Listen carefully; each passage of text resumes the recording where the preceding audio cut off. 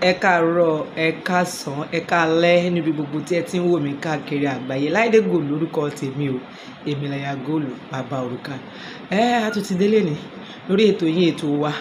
Ẹ jẹ́ ká jọ gbéyẹ̀wò. Kí là ń gbéyẹ̀wò lénìí? A ti sọ fún yín pé trending, àwọn nǹkan tó bá ń trend, òun la máa gbéyẹ̀wò. Àtàwọn nǹkan táwọn èèyàn bá pè mí sí tán ní ẹ sọ̀rọ̀ lórí nǹkan báyìí, àbí ń tẹ́ ẹ sọ yìí báyìí ló ṣe yẹ kó rí, àtúpadà wá sórí afẹ́fẹ́, àtúwá àtúnsọ. Kí ló ń trend? Lágbo òṣèré ti ọ̀rọ̀ Lizzy Anjorin. Ọ̀rọ̀ Lizzy Anjorin tó ń trend lágbo òṣèré yìí làwọn èèyàn sọ pé aya Gold ẹ sọ̀rọ̀ sí ni. Kì í ṣe pé àní sọ̀rọ̀ sí, kì í ṣe pé àrí bó ṣe ń lọ. Àrí bó ṣe ń lọ, ṣùgbọ́n a fẹ́ wo àwọn kúlẹ̀kúlẹ̀ nítorí ẹni tó bá mú ẹja nírù àbọ̀mọ̀ lọ́wọ́, ọlọ́gbọ́n ló máa ń dorí ẹja mú. Irọ́ ògùngọ̀ má di èrò mú.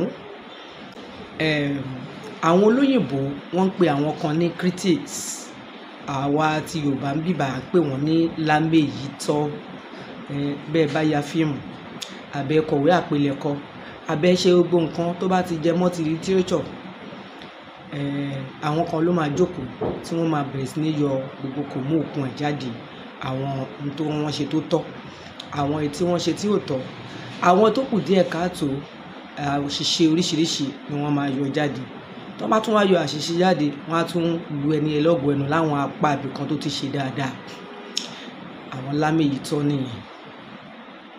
Tá bá ní ká wo ti fún tẹ̀dọ̀ tó ṣẹlẹ̀ sí Lizzy, tá bá fojú kan wò, a sọ pé Lizzy rá lu okùn pẹyẹpẹyẹ ni.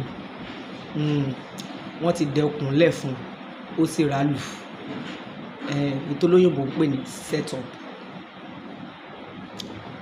Tá bá ní ká fojú bí ọ̀rọ̀ yẹn ṣe ṣẹlẹ̀ tó ṣe wò, ẹ mọ̀ pé àsì ń bẹ̀ o àwọn nǹkan tí a rí nínú fọ́nrán yẹn àtàwọn nǹkan tá a ti gbọ́, òun ni a fẹ́ fi sọ̀rọ̀, la fẹ́ fi yọ kò mú òkun yẹn jáde. Lákọ̀ọ́kọ́ náà, ọdún tó kọjá yẹn nínú oṣù kọkànlá, oṣù November, ni Lizzy ti ṣe transaction yẹn pẹ̀lú oníbàárà ẹ̀.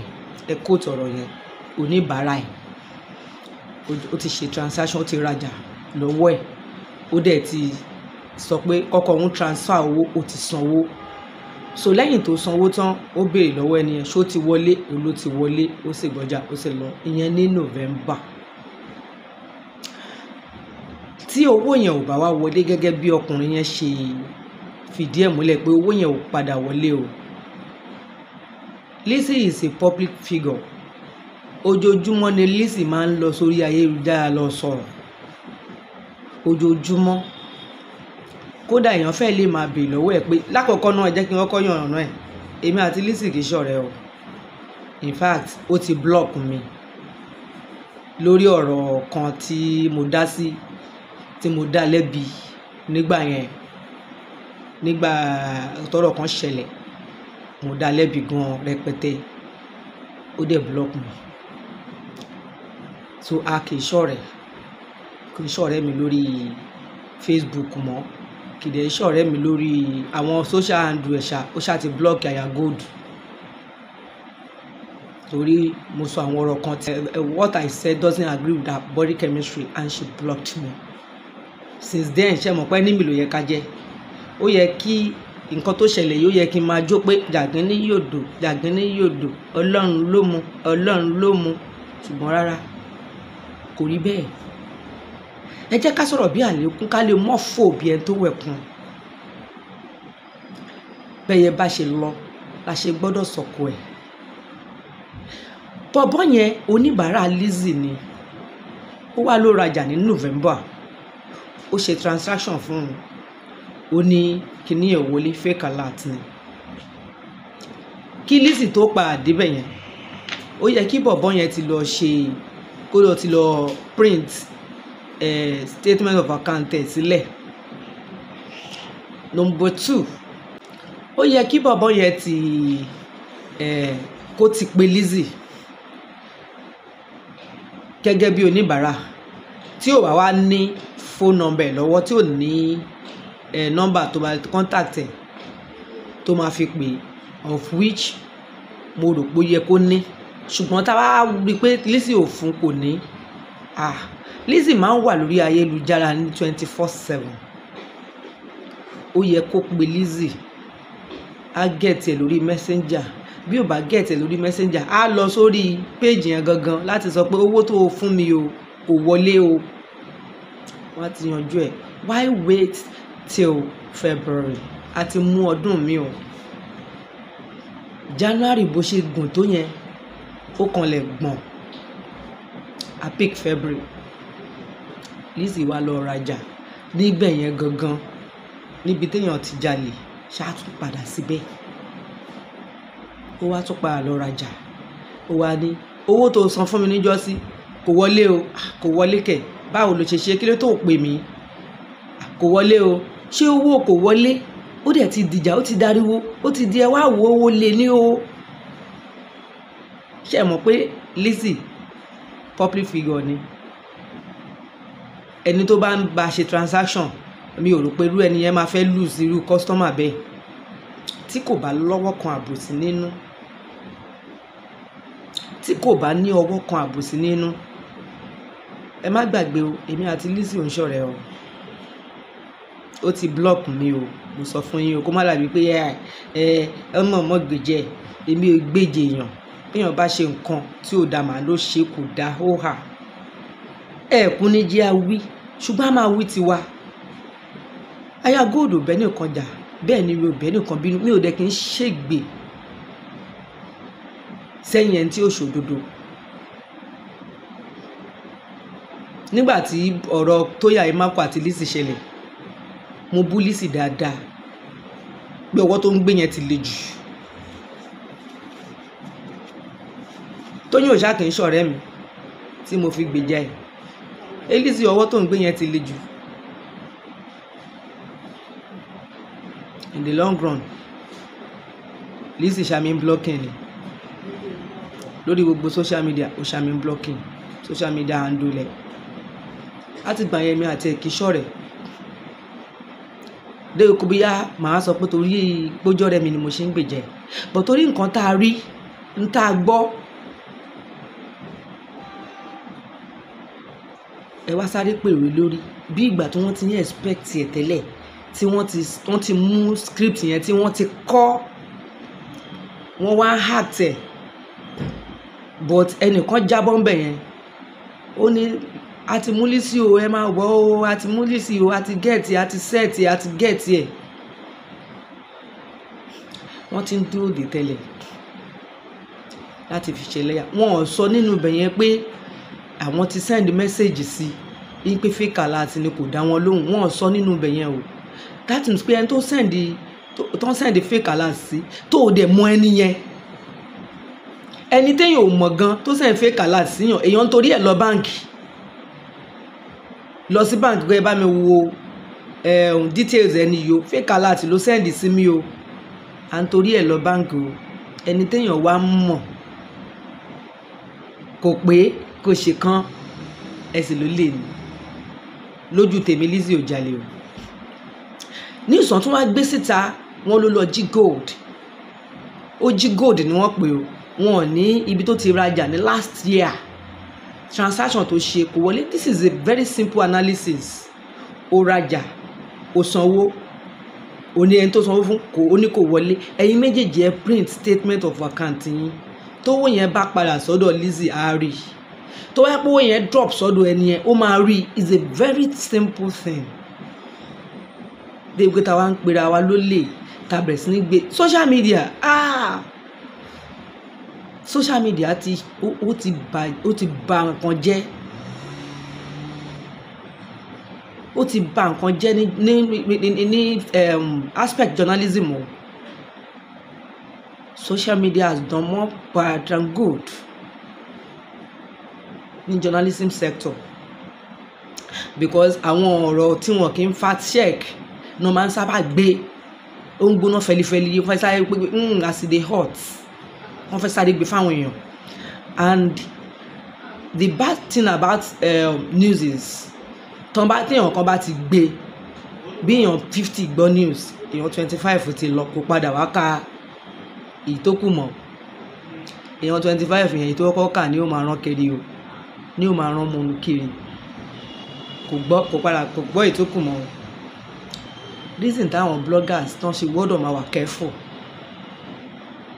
Misinformation ò dáa rárá. Misinformation tó bá yẹ pé Lizzy kò ń ṣe ẹni tó strong ni, ẹlòmíì lè torí ẹ̀ kó gbóògùn jẹ, ẹlòmíì torí ẹ̀ kó parẹ́. So kó tó máa gbé news yẹn káàkiri, kó wo ẹni tó ṣẹlẹ̀ sí, ìpè tí agbára ẹ̀ ò bá gbé, tẹ́mi ẹ̀ ò bá gbé, tó bá para ẹ̀, ikú ẹ̀ wà lọ́rùn ẹ̀. Ẹlòmíì ò strong, á wò pé ẹ̀sìn wo rèé. So òun náà wọ Lizzy, tó bá ń gbọ́ mi díẹ̀ pẹ̀lẹ́pẹ̀lẹ́ oníjó ń gàn pẹ́ o.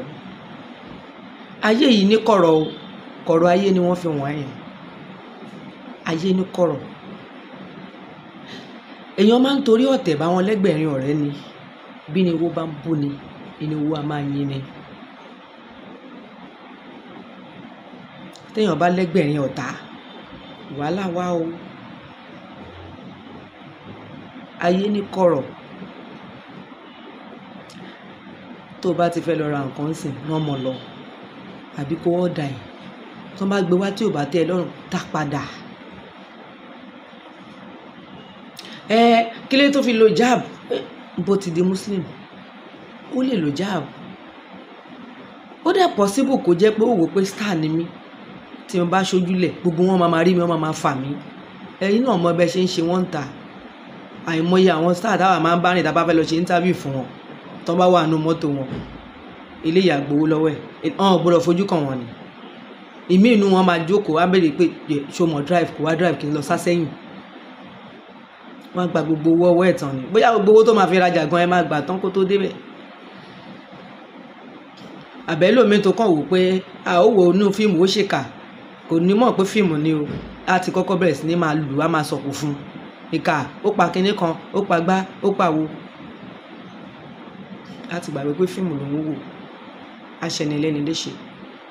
So ó ní reason tó fi lo jab, best known to her, and kó lo jab ó sì wà within ẹ̀sìn tó lóun gbà, ìyẹn ò kọ́ anybody. But for the fact pé ó ṣe transaction yẹn ní last year, ẹni tó ṣe transaction pẹ̀lú lóhùn òrówó, kò dẹ̀ bí títí tó fi padà wá ní year yìí, it's a different ball game entirely.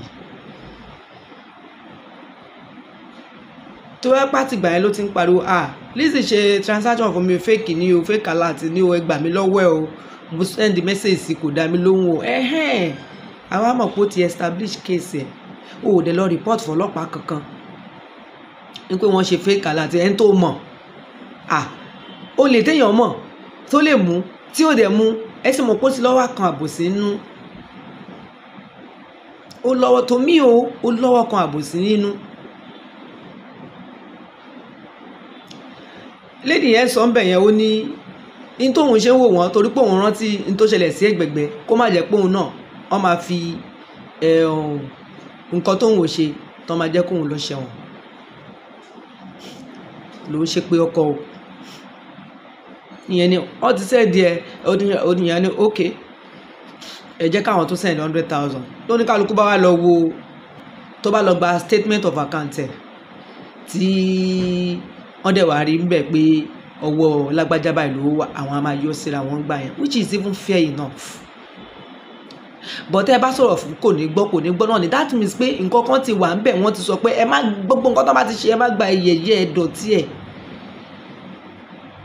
Àwa ń gbé pò yẹ ẹnu kiri, Lizzy jalè o, Lizzy jalè o, Lizzy jalè o.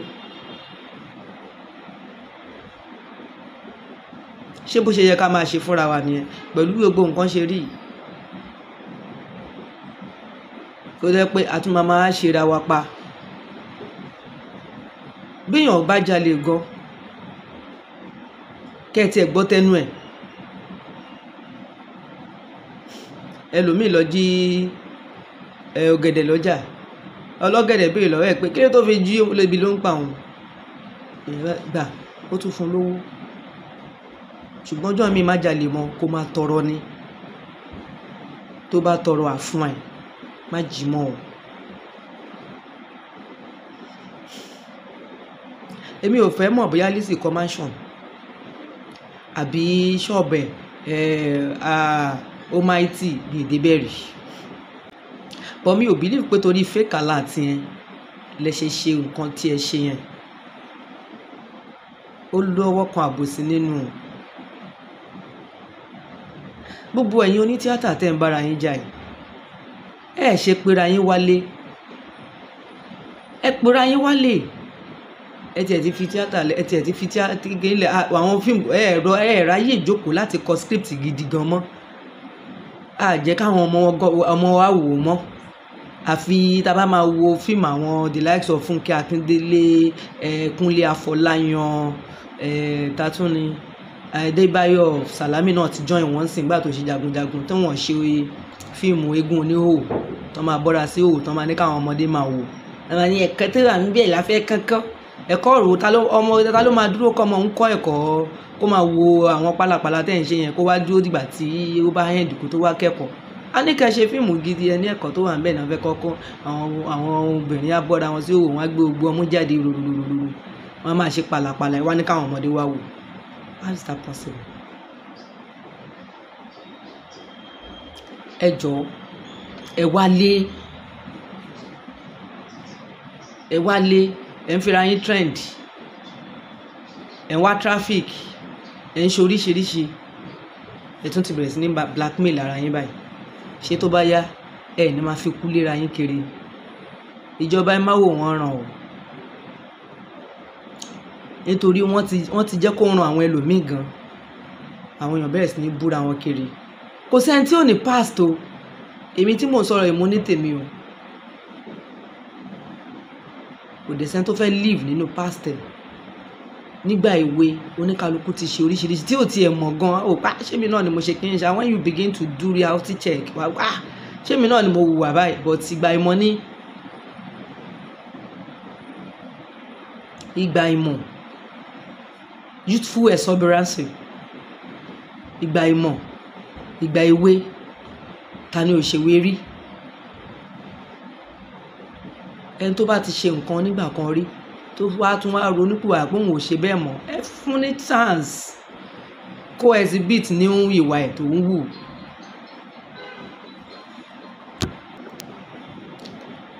Ẹ jẹ́ ká mọ̀ mọ́ wà ẹ̀ tuntun tó ń wù o. Ẹ yé rejoice nínú downfall lára yín o. Lizzy, o ti block mi rí o, èmi ò dẹ̀ bẹ́ẹ̀ kó unblock mi o, for me bá wọn rejoice in downfall ẹ̀. This is not even a downfall, it's a great lesson for you to be careful next time. Be careful. Know who you mingle with. Nísìnyí wà tó máa check transaction ẹ̀ dáadáa. Tó bá ti the end of the month, máa padà lọ wo statement of account tó bá ti send ẹ̀ sí email mi, máa lọ check ẹ̀, máa wá wò dáadáa. So tó bá sọ fún mi pé owó kan mo send owó kan sí ẹ kò wọlé, máa ní má worry, tó bá ti end of the month wọ́n máa send ẹ̀ sí mi. Tó bá ti send ẹ̀ sí mi, máa wò òun ni ó wọlé o, go to your bank and complain, owó yẹn ti kúrò lọ́dọ̀ tèmi. That's your evidence. So gbogbo eléyìí ẹ̀kọ́ ni o. Gbogbo ẹ̀yin tẹ́ ń ṣe ọmọ olè ìní gan, ta náà máa tú díẹ̀ tí ò ní run, ta ló pé tán? Oníkálukú àbí tiẹ̀ lára. Tẹ́ bá ló jalè ẹ béèrè, wọ́n ló jí gold làwọn ń gbọ́, ó lọ jí gold nígbò yálà gbọ́ pé ó ṣe fake transaction láti last year. Inú ẹ̀ wò láti bẹ̀yẹn kẹlẹ̀rẹ́ wọ́n ti gbé lọ gist lover. Láti bẹ̀ oníkálukú ti bẹ̀rẹ̀ sí ní kọ́pì ẹ̀. Láti bẹ̀ wọ́n ti bẹ̀rẹ̀ sí ní gbèpò ìyẹnu káàkiri láì béèrè láì ṣèwádìí. Tó bá yẹ pé àkáǹtì ẹ̀ ó ṣe kíní transaction yẹn tí kò lọ tó padà sọ́dọ̀ ẹ̀ á dẹ̀ sanwó padà tẹ́ni yẹn bá pè é tó bá pè é pé ó ṣe transaction yìí kò lọ o because ẹni tó ń rí lójoojúmọ́ ni Lizzy ò kí ń gbé rẹ̀ pamọ́ orí afẹ́fẹ́ ó máa wà ń bẹ̀ 24/7 wá kàn pa báwo lọmọ ẹ̀ ṣe gan ráyè ìtajà títí ẹ̀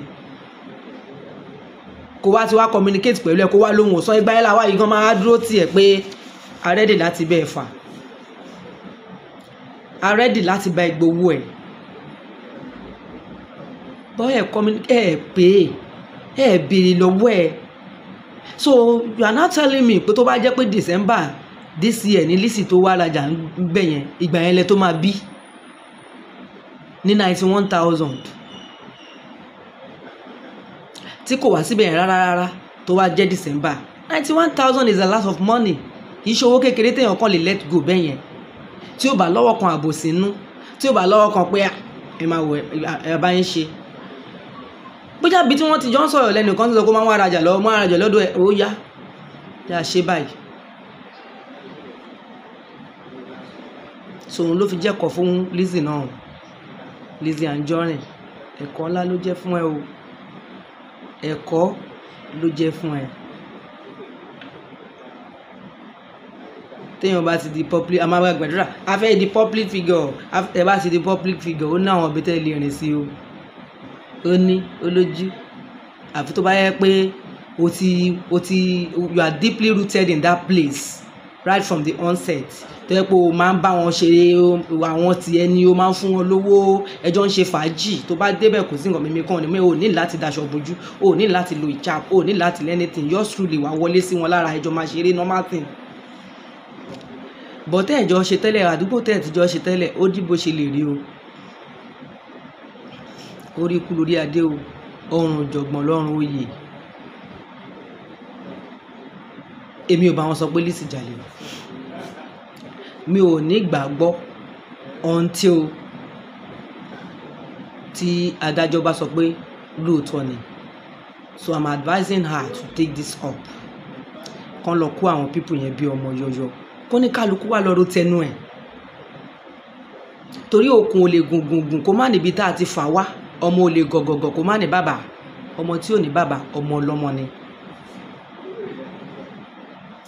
àwọn ọlọ́pàá wọn mọṣẹ́ wọn bí iṣẹ́ máa lò bí ọlọ́pàá wọn ṣiṣẹ́ tí ọlọ́pàá bá tara bọṣẹ́ ìgbà yẹn ló máa mọ̀ pé a ní ọlọ́pàá nílẹ̀ yìí ọlọ́pàá ń ṣiṣẹ́ o tán bá ṣe investigation wọn tán ẹnu ayẹ ẹ̀rù abẹ́ àyà ẹja afẹ́wo bí tọ́rọ̀ yìí máa dúró sí o kò gbọ́dọ̀ dúró bẹ́ẹ̀ o ọlọ́pàá ṣiṣẹ́ gbogbo nǹkan tó bá yẹ kán ṣe gbogbo bí tí ọ̀rọ̀ yẹn bá ti dé gbogbo tó owó yẹn bá há sí bóyá ó san kò lọ ó fẹ́ẹ̀kì gbogbo ẹ̀ náà la máa mọ̀ àti lè pé ló lè o until tí wọ́n bá sọ pé tájájọ́ bá sọ pé ó lè ní a lè pé ló lè ẹ má bá wọn gbépò yẹnu káàkiri ọ̀rọ̀ tèmi ẹ má rò bóyá yàtọ̀ ẹ má bá wọn gbé lólè ẹ má bá wọn gbépò yẹnu káàkiri báyìí nítorí àmọ́ tá a fi ń ṣẹ̀sùn Olódùmarè o ẹ kú ní jẹ́ àwí ṣùgbọ́n àwí ti wá Láìdé Gold lórúkọ tèmi Ìmìláyà Gold bàbá òrùka mọ́lẹ́mi lọ́mọ níje wọn ọmọ lójúgbe ọmọ lódò lé àyíká ẹni pèpè kú látàkùn ẹni bá gbèjè wọn ọmọ lójúgbe ọ̀kà àkókò ni wọ́n ti fẹ́ mi o àwọn lọmọ ẹkùn tó gbórí òkè lé téńté ẹnìkan ò lè gbójú gbóyà kó lọ bẹ́kùn ní bùbá onídọ̀wọ́n awulẹ̀ dẹni ẹbọra ni tẹ́ ẹ bá fẹ́ ṣiṣẹ́ alága ìyàwó ẹjẹ́ abáyín gbégèlé ayọ̀ ẹ pè mí abáyín gbégèlé ayọ̀ ẹ pè mí sórí 08134048858 08134048858 mo ń fi nọ́mbà tèmi ńlẹ̀ báyìí o bá ṣe transaction pẹ̀lú yín tẹ́ bá lálà àti òwọlé ẹ pè mí o ṣe mọ̀ pé mo fi nọ́mbà mi ńlẹ̀ ẹ pè mí o ẹ má sọ pé ẹ fẹ́ lọ dènà dèmi èmi ń já taekwondo o èmi ò ní í gbà o.